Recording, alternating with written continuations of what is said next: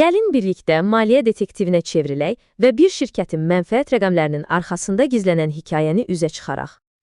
Gəlin bir tapmaca ilə başlayaq. Təsəvvür edin, demək olar ki, bir-birinin eynisi olan iki şirkət var, amma ilk fəaliyyət ilinin sonunda açıqladıkları mənfəət rəqəmləri arasında, necə deyim, dağlar qədər fərq var. Yaxşı, bəs bu necə mümkün ola bilər? Axı hər ikisi eyni miqdarda pul xərcləyib. Cavab dostlar, mühasibatlığın o qədər də sadə olmayan qaydalarında gizlənir. Bu tapmacanı açmaq üçün gəlin bir neçə mərhələdən keçək. Əvvəlcə gəlirin nə vaxt çayıldığına baxacağıq, sonra böyük xərclərlə bağlı seçimləri araşdıracağıq və beləcə davam edəcək. Hər şey gəlir hesabatının ən birinci, ən yuxarı sətrindən başlayır, gəlirdən. Deməli, gəlir hesabatının ilk sətri gəlirdir. Amma işin maraqlı tərəfi odur ki, şirkətin pulu nə vaxt alması heç də həmişə gəlirin qeydə alındığı an demək deyil. Bu, əslində, bir neçə mərhələdən ibarət bir prosesdir. Mühasiblər gəlirin nə vaxt, necə deyərlər, qazanıldığını dəqiq müəyyən etmək üçün çox ciddi 5 mərhələli bir sistemdən istifadə edirlər. Yəni, əvvəlcə müqaviləni tapırlar, sonra öhdəlikləri müəyyən edirlər, qiyməti təyin edirlər və s. Hər şey qaydasında olmalıdır. Məsələn, böyük bir neçə il çəkən layihələri düşünün. Deyək ki, bir anbar tikintisi, şirkət bütün pulu layihənin lap sonunda qazanmış saymır. Əvəzində iş irəlilədikcə, yəni divarlar hörülüb, dam örtüldükcə gəliri də hissə-hissə qeydə alır. Beləliklə, gəlir görülən işlə ayaqlaşmış olur. İndi isə gəldik hekayəmizin bəlkə də ən dramatik nöqtəsinə. Elə bir an ki, edilən tək bir seçim bütün mənfəət tablosunu başdan ayağa dəyişə bilər. Söhbət böyük xərclərdən gedir.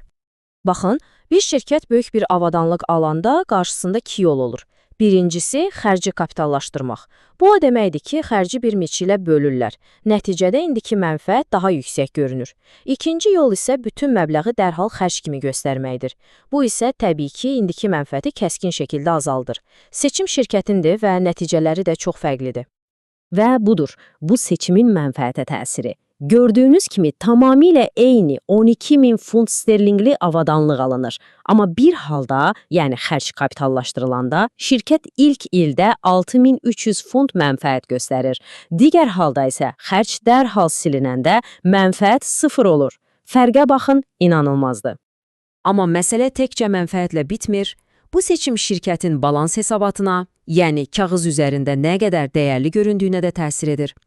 Baxın, kapitallaşdırma zamanı şirkətin ümumi aktivləri daha çox görünür. Bu da ən azından ilk illərdə şirkəti daha böyük və daha möhkəm göstərir.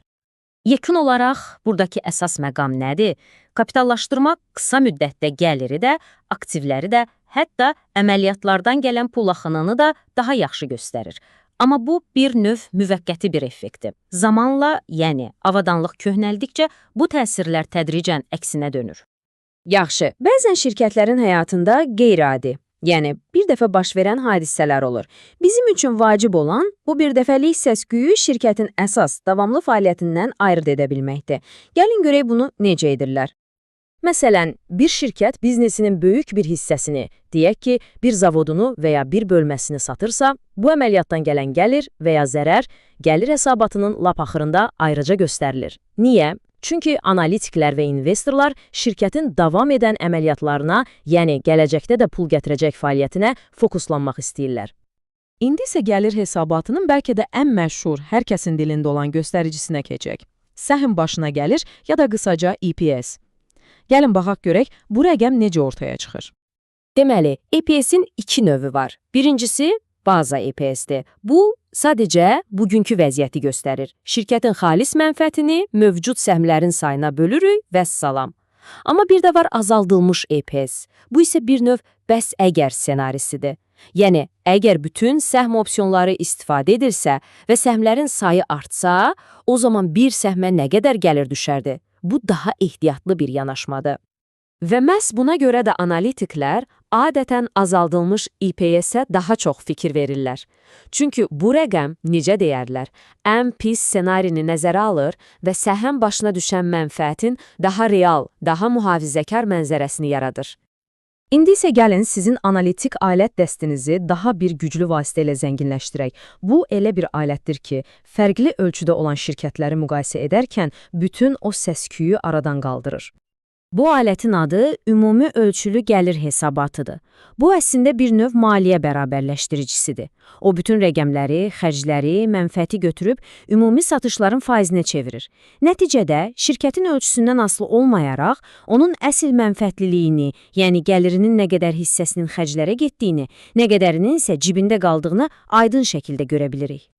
Və baxın, bununla da lap əvvəldəki tapmacamız həll olunur. Mütləq rəqəmlərə baxanda Northco daha böyük şirkət kimi görünürdü, elə deyilmi? Amma faizlərə keçəndə görürük ki, Sulzco əslində daha səmərəli, daha mənfəətlidir. Onun əməliyyat mənfəəti 45% təşkil edir. Northco-da isə bu rəqəm cəmi 10%dir. Hekayə tamamilə dəyişdi. CFA İnstitutunun da dediyi kimi, bu format ölçü fərqini aradan qaldırır və hesabatı standartlaşdırır. Başqa sözlə, bu texnika sayəsində siz biznesin sadəcə nə qədər böyük olduğuna yox, onun daxili mexanizminin nə qədər səmərəli işlədiyinə baxa bilirsiniz. Beləliklə, artıq rəqəmlərin arxasındakı hekayəni bilirsiniz. Növbəti dəfə hər hansı bir şirkətin mənfəət rəqəminə baxanda, yəqin ki, dayanıb düşünəcəksiniz. Yaxşı, bəs bu rəqəmin arxasında hansı seçimlər dayanıb? Hansı mühasibatlıq qaydaları tətbiq edilib? Bu gəlir hesabatı mənə əslində hansı hekayəni danışır?